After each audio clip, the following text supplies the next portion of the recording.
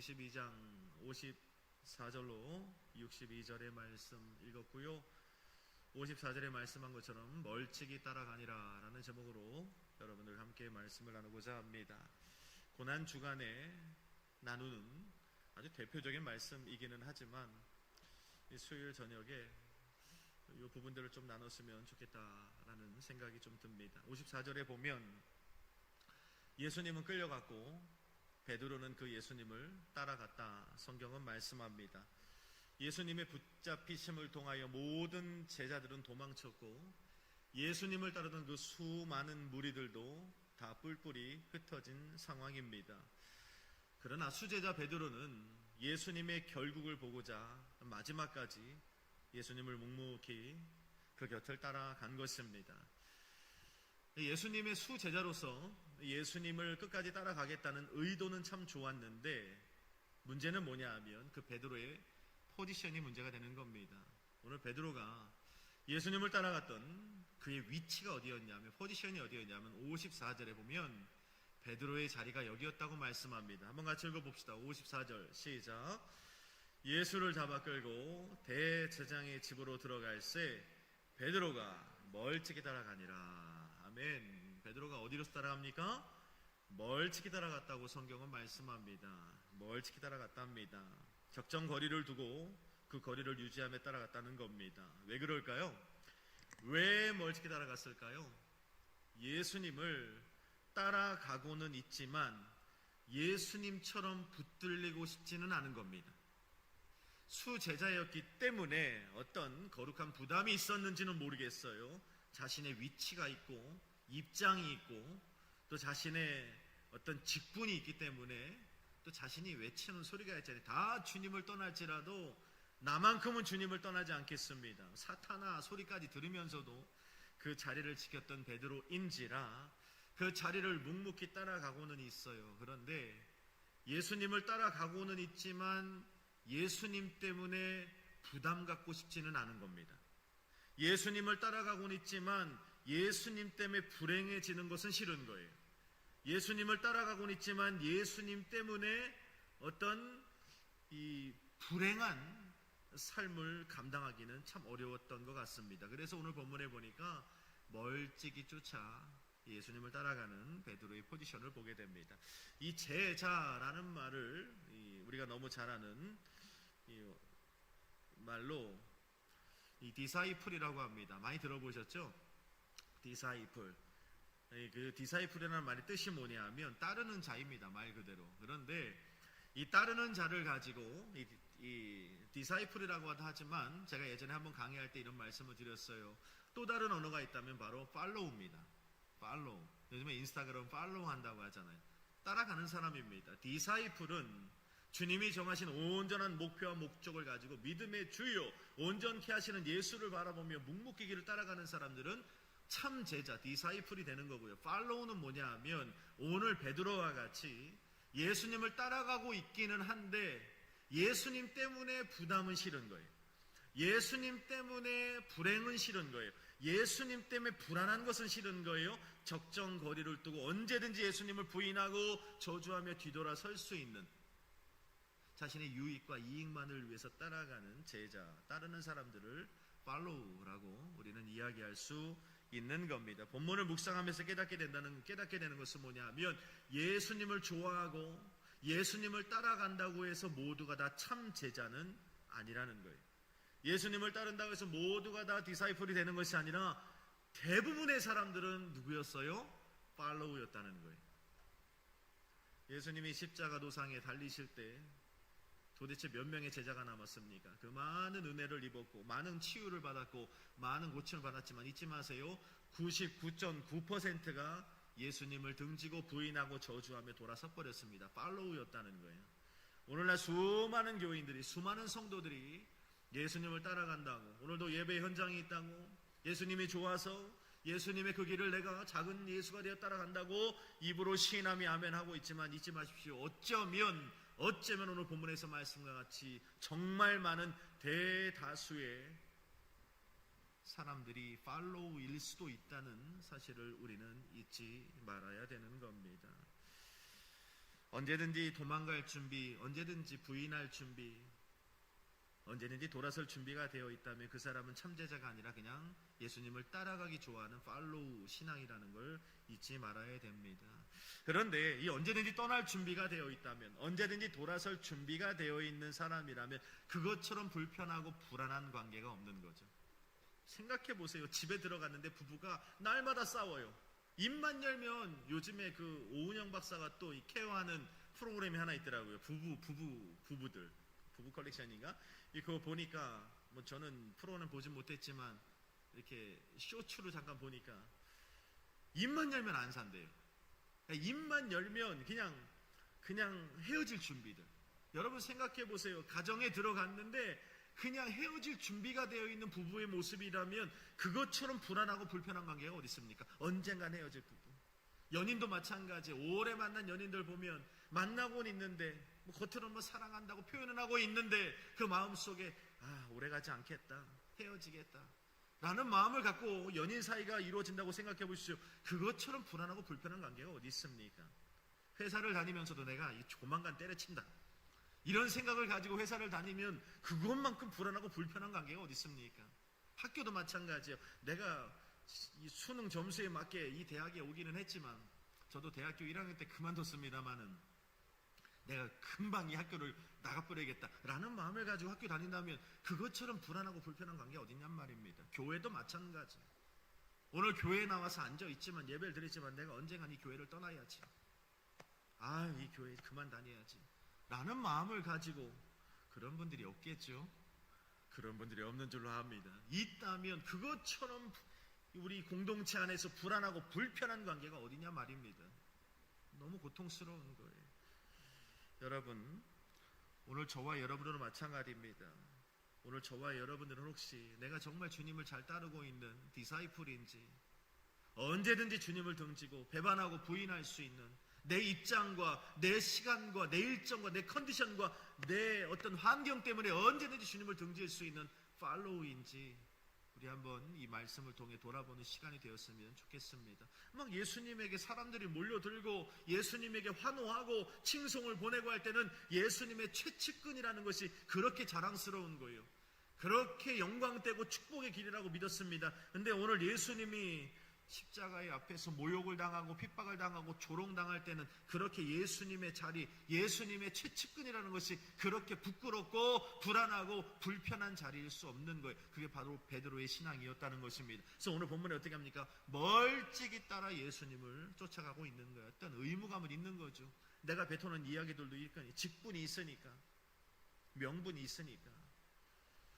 축복과 영광의 자리에서는 제자였지만 예수님의 십자가 앞에 핍박과 조롱과 힐난의 자리 앞에서는 철저히 관객이 되어버린 베드로의 영성을 우리는 보게 되는 것입니다. 베드로의 포장된 헌신이 저는 말씀을 보면서 나의 헌신이 아니었던가, 목사의 헌신이 아니었던가 한번 돌아보는 이 밤이 저는 되었습니다. 왜 멀찍이라는 자리가, 이 포지션이 왜 두려운 자리가 되는가 하면 저는 그렇게 생각해요. 멀찍이 쫓아가는 베드로도 참 불편하고 불안하고 부담 가는 자리이기는 하지만 여러분 생각해 보셨어요? 그 멀찍이 쫓아오는 베드로를 바라보는 예수님의 마음은 어땠을까? 예수님에게도 그런 신앙은요, 참 불편하고 참 부담되고 불안한 신앙이라는 걸 우리는 잊지 말아야 되는 겁니다. 베드로와 같이 언제 등질지 모르는 거예요. 예수님 모르십니까? 언제 부인할지 몰라요. 여기는 목사는 모를 수 있어요. 옆에 있는 권사님 집사님들은 모를 수 있어요. 근데 언제든지 주님을 등지고 주님을 부인하고 주님을 저주하고 주님이 부담가요, 주님이 정말 불행해요, 주님 때문에 내가 불안할 수 없어요 하면서 등지고 저주하며 부인할 수 있는 그 모습을 주님이 보셨을 때 주님의 마음은 얼마나 불편하고 불안하셨을까요? 여러분, 우리는 그런 신앙이 되어서는 안 된다는 겁니다.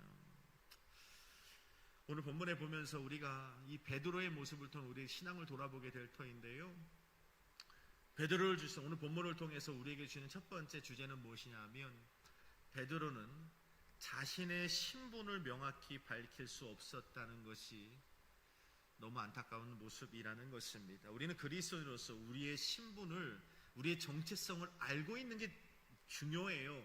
그러나 제가 누누이 말씀드리지만은 우리의 신분이 무엇인지를 떳떳이 밝힐 수 있는 것도 너무 중요한 시대라는 걸 우리는 잊지 말아야 됩니다. 베드로는요, 끝까지 예수님을 따르기로 결단한 사람입니다. 그리고 그 결단은 거짓이 아니었어요. 정말로 만인이 보는 앞에, 제자들이 보는 앞에 얘기했습니다. 모두가 다 주님을 버리고 떠날지라도, 그렇죠, 나만큼은 주님을 등지고 버릴 일은 절대 없습니다. 목숨 다하여 주님을 따르겠습니다 라고 고백한 사람입니다.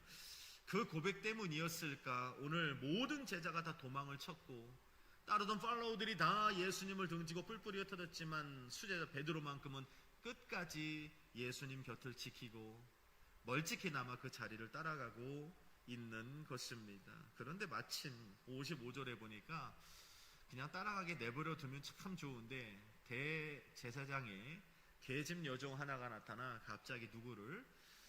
베드로를 주목하기 시작합니다. 56절을 한번 같이 읽어볼까요? 56절입니다. 시작. 한 여종이 베드로의 불빛을 향하여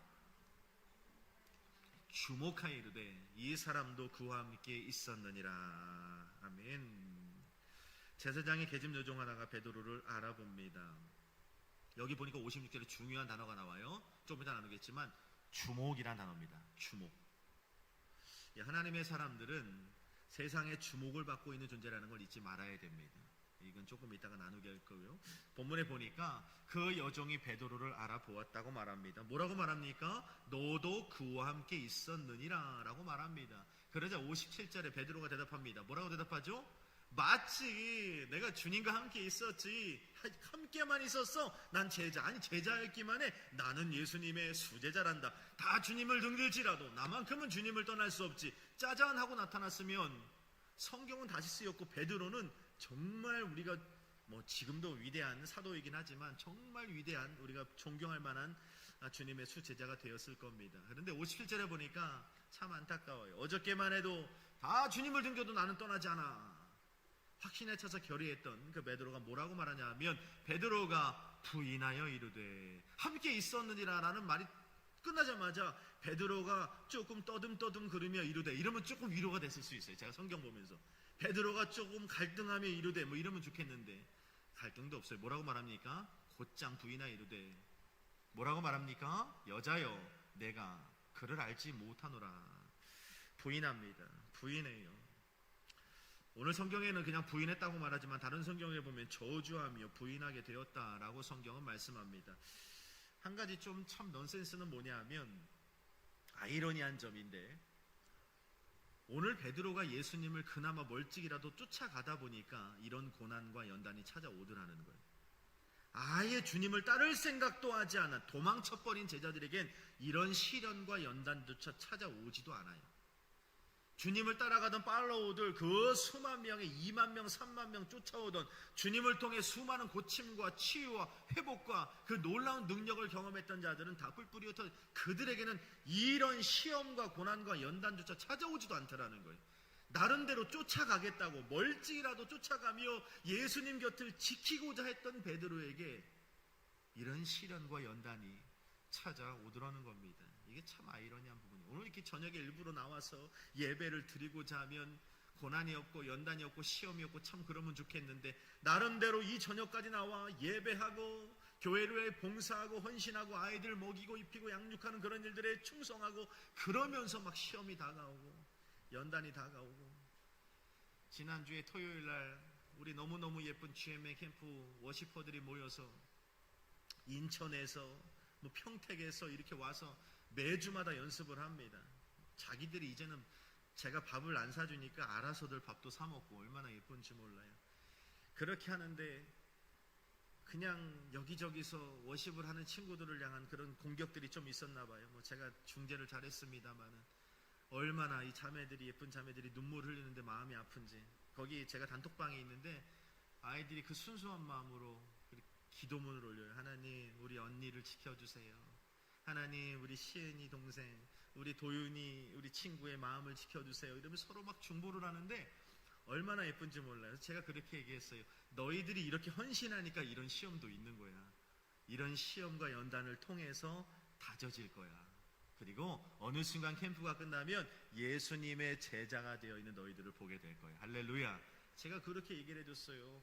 지금 이런 50주차 하지 않는 애들은 그런 시험도 없어, 그런 갈등도 없고 고생도 하지 않아. 참 재밌지 않습니까? 오늘 베드로는 나름대로 수제자로서 예수님의 그 자리를 따라가는데 그 작은 믿음이라도 지키겠다고 노력한 베드로에게 이런 시험이 찾아와요. 믿음을 포기한 제자들에겐 그런 시험조차도 없다는 것. 이런 고난이 찾아올 때 오늘 특별히 오늘 맨 마지막 절에 보니까 61절 62절에 보니까 놀라운 게 있죠. 베드로가 부인한 것으로 끝나는 것이 아니라 베드로를 버리지 않으시고 생각나서 다시 그를 회개시키셔서 주님의 사람으로 이렇게 세우시는 장면이 61절 62절에 나오잖아요. 이런 놀라운 복음적 회복의 역사도 베드로 외에는 경험할 수 없었다는 거예요. 그러니까 왜 나만 겪는 고난이냐고, 왜 나만 겪는 시험이냐고 하지 마시고 여러분들에게만 경험되어질 하나님의 복음의 그 은혜와 구원의 역사가 기다리고 있는 줄로 믿습니다. 자, 베드로는 자신의 신분을 숨깁니다. 오늘 57절에 보니까 내가 그를 알지 못하노라. 그 다음 구절에도 나는 아니로라. 그 다음 구절에도 네가 하는 말을 나는 도무지 알지 못하겠다. 3번을 부인합니다.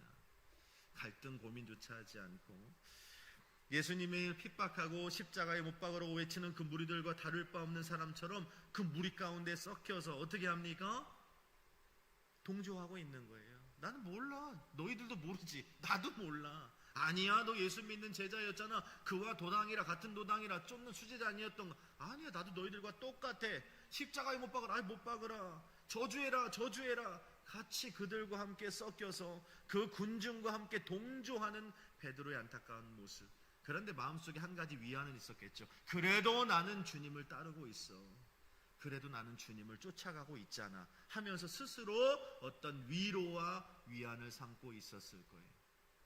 교회 안에 이런 성도들이 굉장히 많습니다. 베드로와 같은 세상 속에서 자신의 신분을 숨기고 살아갑니다. 세상의 무리들 속에서 저들과 동류인 것처럼 행동하고 그런 언어를 사용하고 함께 표현하고 별반 다를 것이 없어요. 그렇지만 속으로는 생각하는 거죠. 나는 그래도 주 이름 교회 가잖아. 나는 이 저녁이면 나와서 예배도 드리고 새벽도 깨우고 교사로 헌신도 하고 식당 봉사도 하고 청소도 하고 악기도 치고 하잖아. 그만하면 된 거야. 요즘 시대가 그래 하면서 적당히 타협하며 살아가는 그런 신앙인들이 굉장히 많은 거죠. 세상이 예수를 핍박하고 비난할 때 교회를 욕하고 성도들을 욕하고 교회를 허무는 얘기들, 성도를 허무는 우리의 신앙을 도전하는 그런 이야기를 들음에도 불구하고 우리는 철저히 침묵합니다. 내 신분을 숨기죠. 그리고 저들과 함께 동료인 것처럼 함께 반응을 해줍니다. 그러면서 마음속으로는 적어도 나는 교회 가잖아. 적어도 나는 말씀 보고 적어도 나는 기도하는 사람이지 하며 스스로를 위로할 때가 너무도 많아요. 그게 바로 베드로의 신앙이라는 겁니다. 저의 신앙이고 어쩌면 여러분들의 신앙일 수 있다는 거예요. 그러나 주님이 원하시는 건 우리가 명확한 신분을 밝히길 원하세요. 명확한 신분을 밝히기 원하세요. 요즘에 스웨드라고 해서 인스타그램인가요? 페이스북 안에 또 하나의 어떤 플랫폼이 생겼는데 너무 안타까운 건 그 익명성이 보장되어서 그런지는 잘 모르겠어요. 뭐 다른 데도 그렇지만 그 스웨드에 들어가면 제가 너무 마음이 아픈 게 정말 마지막 때가 온 것이 분명하겠지만 교회를 허무는 반기독교적 성향의 이야기들이 너무 많이 올라와요. 교회 구석구석에 우리가 덮어두었던 그런 이야기들을 아주 낱낱이 드러내는 작업들을 스웨드 안에서 하고 있어요. 그걸 온 세계 사람들이 다 봅니다. 젊은이들이 보고 다음 세대들이 보고. 그런데 여러분, 교회의 그런 잘못된 부분들을 지적하며 발각 다 뒤집어 까는 사람들이 누군지 아십니까? 교회 다니는 사람들입니다. 교회 다니는 사람들. 그게 너무 마음이 아파요. 어저께도 저는 웬만하면 그런 곳에 뭐 댓글을 달진 않습니다. 그런데 정말 저로 인해서 댓글을 이거 달아야겠다 라고 했던 사람이 모 교회, 이름만 대면 알만한 교회의 부목사라고 아예 자기를 표명하면서 교회의 부조리에 대한 걸 아주 무슨 논문을 쓰듯이 착착착착 매일 조금씩 올리고 있더라고요. 너무 안타까웠어요. 그 모습을 보면서. 숨기자는 게 아닙니다. 숨기자는 게 아니지만 저거 워치는 건 그거예요. 예수님의 마음으로 글을 쓰자는 거예요. 예수님의 마음으로. 요즘에 그 되게 유명한 프로듀서도 구원파 소속이었던 사람이 나와서 지금 이 구리시의 침례교회 와서도 강의를 했어요. 굉장히 이슈가 되고 있죠. 정말 이스라엘 가서 유대인들에게 수년 동안 공부를 하기, 성경이요 우리나라 웬만큼 PhD한 그런 박사 코스 밟은 목사님보다 성경에 더 해박합니다. 확실해요. 그건 제가 보니까 진짜 공부를 많이 한 건 사실이에요. 그런데 성경을 자기가 얘기하잖아요. 나는 어떤 교단에 소속되어 있지도 않고 교회에 소속되어 있지도 않고 이 성경을 어떤 목사님이나 누구 신학자에 배운 것도 없어요. 그런데 저는 성경을 유대인들한테 정확히 배웠기 때문에 나는 설교할 수 있대요. 그래서 교회를 이렇게 세워서 말씀 강해를 해요. 그런데 얼마나 우리가 배운 진리의 말씀에서 벗어나는 이야기들이 얼마나 많은지 몰라요. 그런데 그분이 가지고 있는 영향력이 있잖아요. 우리나라 이름만 대면 알만한 그 유명, 그걸 가지고 접근을 하니까 많은 젊은이들이 다 옹호를 하는 거예요. 그래서 제가 너무 잘 알고 있는 다니엘 기도회 강사 출신인 우리 성악을 하셨던 우리 근처에 계시는 분이 어저께 페이스북에다가 안타까운 강내우 씨라고 여의도 순복음교회 우리 지휘자신데 그분이 호소를 했더라고요. 한국교회요 왜 침묵하고 있습니까? 유명한 목사님들 왜 침묵하고 있습니까? 말씀에 벗어나지 않았습니까? 예수님의 지옥에 갔다 왔대요. 예수님이 십자가에 달린 후에 지옥에 가서 3일 만에 부활해서 다시 올라온 거래. 그것을 비롯해서 말도 안 되는 이야기들을 논하고 있어요. 그런데 침묵하고 있는 거예요. 교회를 허무는 얘기들. 코로나 때 얼마나 많이 교회를 핍박했습니까? 교회가 코로나 원흉인 것처럼 다 침묵했어요. 교회가 다 침묵했다고요. 앞으로 저는 코로나가 오면 앞으로 코로나는요 100번 1000번 올 겁니다. 한국 교회가 아주 잘 따라가 줄 거예요. 근데 저는 절대로 타협 안 할 겁니다. 앞으로 절대로 타협 안 할 겁니다. 갈 거예요 그냥. 우리 믿음의 선진들처럼. 이러면 안 된다는 거죠. 교회와 성도들을 욕하고 저주할 때 왜 우리는 철저히 침묵하며 저들과 동류인 것처럼 조용히 침묵하고 있냐는 겁니다. 그리고 마음속으로는 그래도 우리는 하나님 믿잖아. 우리는 성경 보고 말씀 듣고 예배하니까 하며 위안을 삼고 있는 것뿐이에요. 우리는 세상 속에서 그리스도인의 신분을 확실하게 드러낼 수 있는 믿음이 필요합니다. 나는 그리스도인입니다. 교회 다니는 사람입니다. 나는 교회 목사고요. 나는 권사님이고 나는 집사님이고 나는 아이들을 양육하고 가르치는 교사입니다. 라고 우리는 확실하게 드러낼 줄 알아야 됩니다. 근데 그렇게 딱 드러내는 순간 은혜가 뭐냐 하면 그 신분에 그 고백에 걸맞는 언어가 사용됩니다. 나 교회 다녀요. 나 교회 집사님입니다. 라고 딱 선포하는 순간부터 그 신분에 맞는 표현과 행동들을 하게끔 돼요. 유리관 속에 딱 갇힌 것처럼 그렇게 살아가게 된다는 것입니다. 나의 작은 언행 하나가 하나님의 영광을 드러낼 수 있고 나의 그릇된 행동이 하나님의 영광을 가릴 수 있는 존재라는 사실을 내가 시인하는 순간, 내 신분을 드러내는 순간부터 깨닫게 되는 거죠. 여러분들은 신분을 드러내고 있습니까? 드러내십시오. 나는 하나님의 사람입니다. 난 예수 믿는 사람입니다. 과감히 드러낼 수 있는 오늘 베드로와 같이 부인하여 이르되 58절에 나는 아니로라 59절에 난 네가 하는 말을 알지 못하겠노라 이런 멀찍이 쫓아가는 팔로우의 신앙이 아니라 나는 예수님의 제자지 나는 예수님의 수제자지 드러낼 수 있는 그런 용기와 믿음이 저와 여러분들 가운데 있기를 간절히 소망합니다. 또 한 가지 살펴볼 것은 제가 서두에도 말씀드린 것처럼 참 재미있죠. 56절에 보니까 한 여종이 베드로를 보며 어떻게 해요? 보고 이르되라고 하지 않고 주목하여 이르되라고 말씀합니다. 여러분 베드로가요 나 베드로야 라고 이렇게 불 앞에 가서 얼굴 보여줬을까요? 나 좀 알아봐줘 이랬을까요? 지금 그럴 상황이 아니잖아요. 그런데 이 계집 여종이 누가 시키지도 않았는데 그냥 본 게 아니라 주목했다고 성경은 말씀합니다. 왜요? 베드로는 숨길래야 숨길 수가 없어요. 왠지 알아요? 예수님과 3년 반 동안 함께 동행하고 동거하고 예수님과 함께 머물다 보니까 어떻게 됐어요? 베드로가 누가 가르쳐주지 않았음에도 불구하고 예수님과 너무 닮아져 버린 거래요. 표현하는 것, 그의 표정과 언어, 그의 행하는 모든 이런 제스처들이 예수님과 너무 닮아져 버린 거예요. 그래서 오늘 본문에 보니까 주목하여 이르되 이 사람도 그와 함께 있었다라고 말씀하는 거예요. 여러분, 때는요 6월절입니다. 제가 책에 보니까 한 230만 정도의 유대인들이 전 세계에서 몰려와 정말 손바닥만한 그 예루살렘 성에 모인 그런 상태입니다. 라마다 기간 뭐 이런 거 보면 TV에 보면 사람들이 정말 새카맣게 몰리잖아요. 그런 인산인해의 상황이 바로 오늘 6월절의 상황이라는 것입니다. 그런데 더욱이 오늘 본문에 보면 베드로가 그 여인에게 얼굴이 발각된 때가 언제냐면 밤이었다고 말씀합니다. 그 밤에 지금처럼 이런 뭐 빛이 있거나 가로등이 있거나 뭐 촛불이 있던 그런 시대가 아니라 본문에 보니까 그 조그만 숯불에 비춰진 베드로의 얼굴을 보고 그냥 알아봤다는 거예요. 그냥 알아봤다는 겁니다. 어떻게 그럴 수 있었을까요? 오늘 본문에 보니까 주목했기 때문이라고 성경은 말씀합니다. 저는 본문을 묵상하면서 그런 생각을 합니다. 세상은 저와 여러분들을 그냥 보는 게 아니라 주목하여 봅니다. 주목해요. 한눈에 알아본다는 겁니다. 왜냐하면 우리는 주님과 함께 동행하며 오늘도 예배하고 말씀대로 살려고 노력하고 기도하고 찬송하고 늘 감사의 생활하고 은혜를 외치는 그런 것이 몸에 배어 있기 때문에 어디를 가도 드러날 수밖에 없어요. 아, 교회 다니는 사람인가 보다. 예수 믿는 사람인가 보다.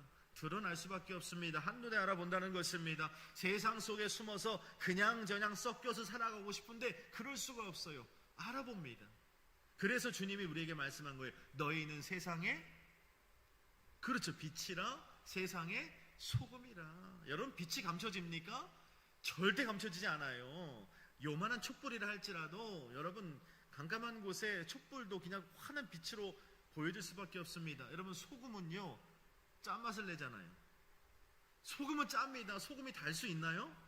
소금이 어떤 맛을 내지 않을 수가 있나요? 그럴 수 없어요. 소금은 무조건 짭니다. 그렇기 때문에 저와 여러분들도 마찬가지예요. 사람들이 나를 알아볼 사람들이 없을 거야. 천만의 말씀입니다. 여러분 작은 행동 하나하나에 소소한 말, 언어 몇 마디 몇 마디에 여러분들은 그리스도인으로서 숨길 수 없는 존재라는 걸 우리는 절대 잊지 말아야 합니다.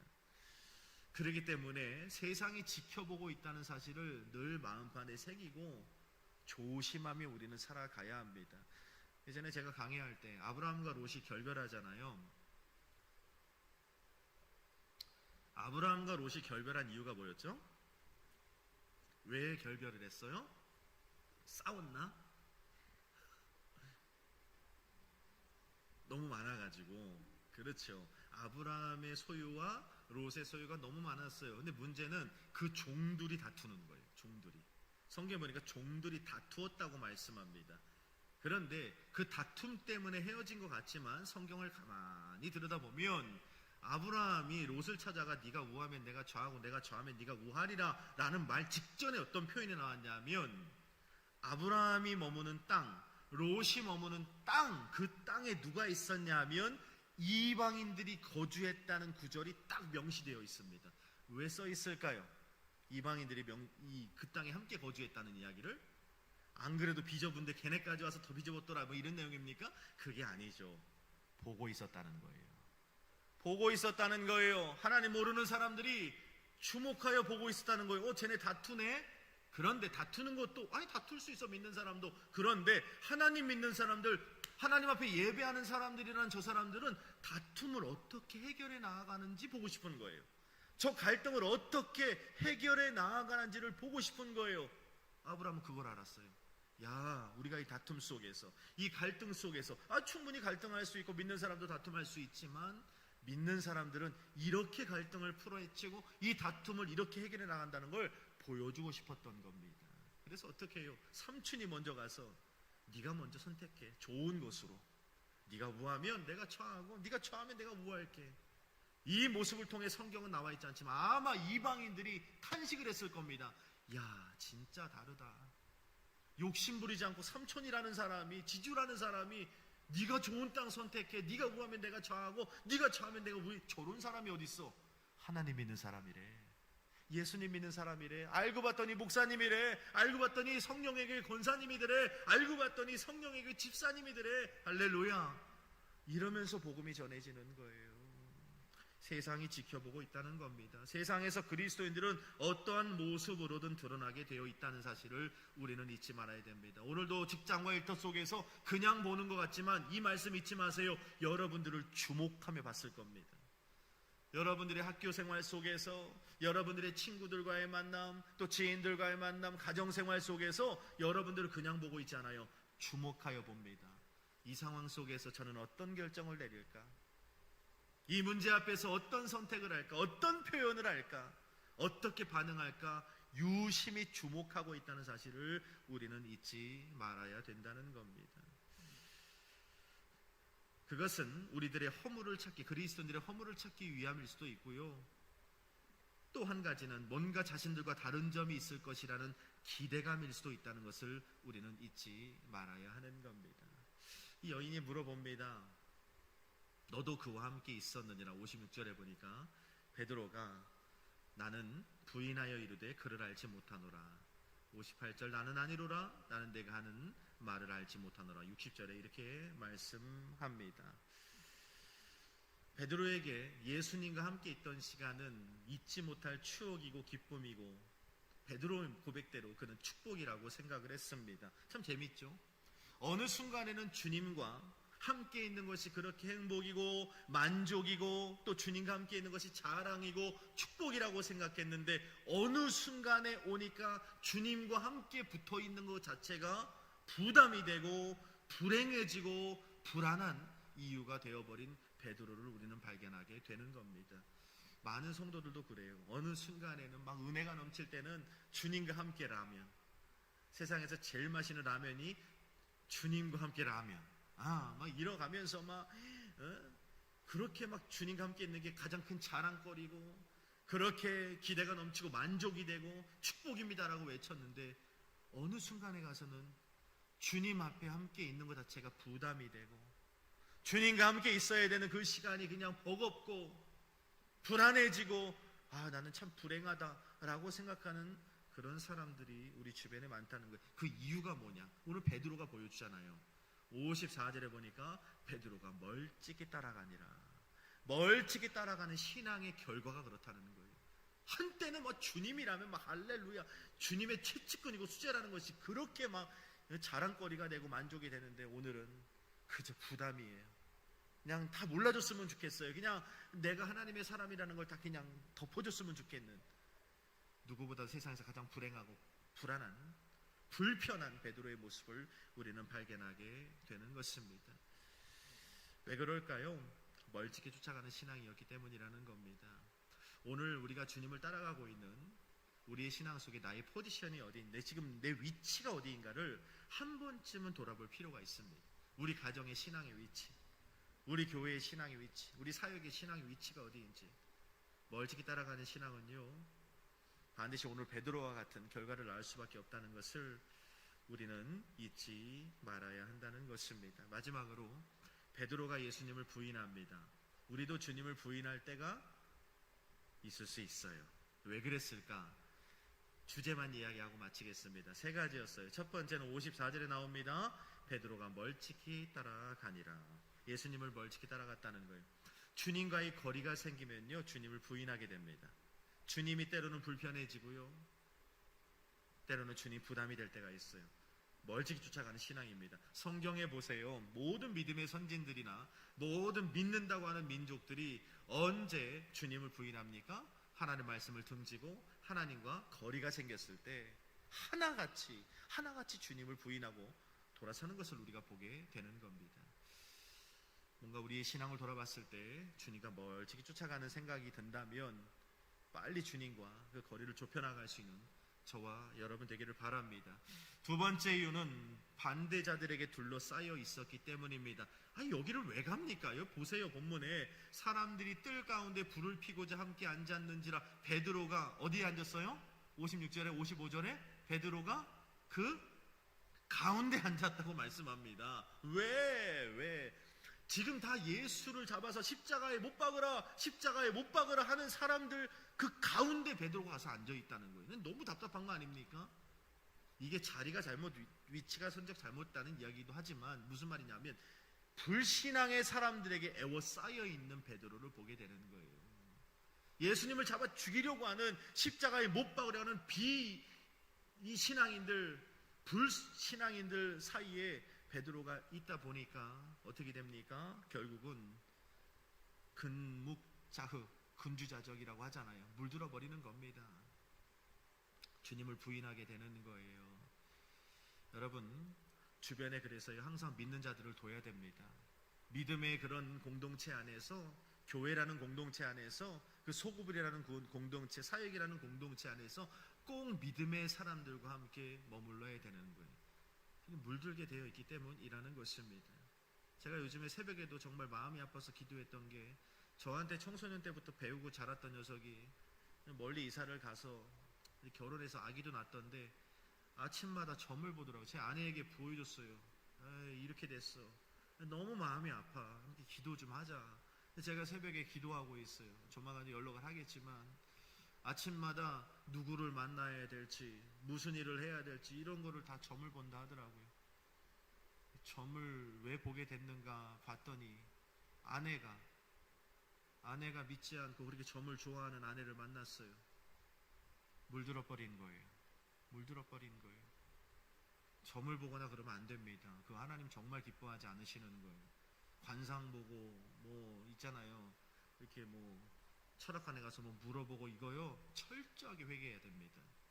아이들을 두고 그런 일을 절대 하면 안 됩니다. 하나님 대노하실 일입니다. 제가 그걸 왜 하냐 하면, 제가 너무 가까운 사람 중에 한 명이 부산에서, 우린 그 부산에서 손꼽힐 만한 빌딩을 짓고 철학관을 하는 사람이 너무 가까이 있거든요, 저랑. 근데 그분이 이렇게 점을 쳐주는 걸, 사주팔자를 풀어가며 점을 쳐주는 걸 제가 한번 봤어요. 너무 안타까운 게 그 나라님들도 많이 오시더라고요. 국회의원이라고 하는 분들도, 그 부산. 너무 안타까운 게, 더 구체적으로 말할 수는 없고, 정말 안타까웠던 건 아침에 출근하면서 거길 들르더라고요. 제가 2박 3일 동안 가 있으면 아침에 출근하면서 들리고, 이 사람 만날 건데 봐달라고, 이 일을 할 건데 봐달라고. 그 모든 일들을 처음에는 그냥 받겠죠. 근데 나중에는요, 그 점에 올무가 돼가지고요. 제가 그분의 아들을 보니까요, 지금도 저보다 나이가 1살 많은데 결혼을 못해요. 부산에 동아대학교 나왔습니다. 동대학교 대학원까지 나왔어요. 공부 참 많이 했습니다. 그런데 장가를 못 가요. 왜 못 가냐 내가 물어봤더니, 그러고 싶지, 이게 처음부터 그랬던 건 아니에요. 그런데 아내 될 사람의 점을 보는 거예요. 사주가 항상 안 좋게 나와요.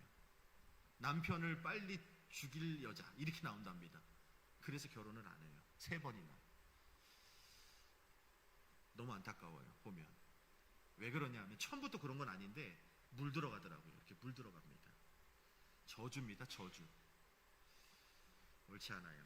여러분, 믿지 않는 이 반대자들, 그런 상황에 어쩔 수 없이 놓여진 상태라고 한다면 하나님 앞에 기도해야 돼요. 아니면 정말 성령 충만해서 예수님의 보혈로 이겨버려야 됩니다. 다 무너뜨려 버려야 됩니다.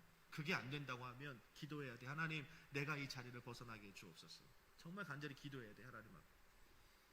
마지막 3번째, 이게 제일 중요한데요. 오늘 본문에 보니까 54절부터 62절에 베드로의 이야기를 쭉 이야기하면서 누가 나와요?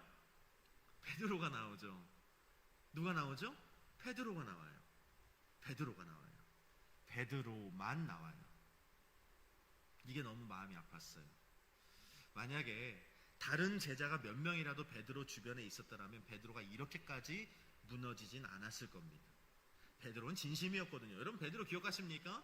주님이시다 했더니 그 성난 막 2m, 3m 파도가 치는데도 어떻게 해요? 뛰어드는 게 베드로였어요. 죽으면 죽으리라. 안 무서워해요. 입 깎고 뭐 죽으면 죽으리라. 안 무서워하는 게 베드로였습니다. 다 주님을 버려도 난 주님 안 버려. 이 거짓말 아니었거든요. 진심이었습니다. 말고의 귀도 막 떨어뜨리잖아요. 주님 지키려고. 그게 베드로였습니다. 가정도 있던 사람이었고, 그럼에도 불구하고 주님을 쫓았잖아요. 그런 베드로가 뭐 이렇게 무섭겠습니까? 그런데 오늘 보세요. 철저하게 주님을 부인하잖아요. 그 이유 중에 하나가 뭐냐면 혼자였기 때문이라는 거예요. 주변에 믿음의 동역자가 없었다는 겁니다. 여러분, 신앙생활은요, 절대로 혼자 하는 거 아닙니다. 절대로 혼자 할 수 없어요. 그래서 교회가 예배드리고 기도하고 다 중요해요. 그런데 믿음의 동역자들이 한 교제를 이루는 게 정말 중요합니다. 그래야 이렇게 부인할 만 하다가도 저 옆에 있네, 저기 집사님 권사님이 있네, 내가 믿음 지켜야지. 이게 되는 거예요. 할렐루야. 그래서 옆에 이렇게 함께 오늘 밤에도 기도할 수 있는 우리 지체들이 있다는 건 너무너무나 감사한 일입니다. 마지막으로 복음의 은혜라는 것은 오늘 60절, 61절, 62절의 말씀에 보니까 네가 하는 말을 내가 알지 못하노라 하고 아직 말하고 있을 때에 주님이 준비하신 게 있어요. 그게 뭐죠? 닭이 곧 울더라. 할렐루야. 복음이라는 게 무엇입니까? 예수님은 자신을 부인한 베드로를 포기하지 않으셨다는 거예요. 닭이 울었다는 것 자체가 무슨 말입니까? 나는 너를 포기하지 않아.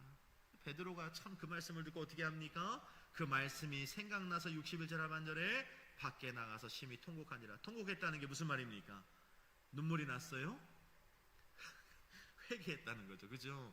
막 눈물이 나고 콧물이 나고 했다는 게 아니라 주님 앞에 내가 잘못했구나, 내가 주님을 부인했구나, 내가 주님을 버렸구나, 회개하고 돌이켰다는 것입니다. 세상 속에서 믿음 빼앗기고 실족한 상태에 있을지라도 오늘 이 밤에도 부족한 종의 말씀을 통해 이게 닭울음 소리로 들려야 되는 거예요. 닭울음 소리로.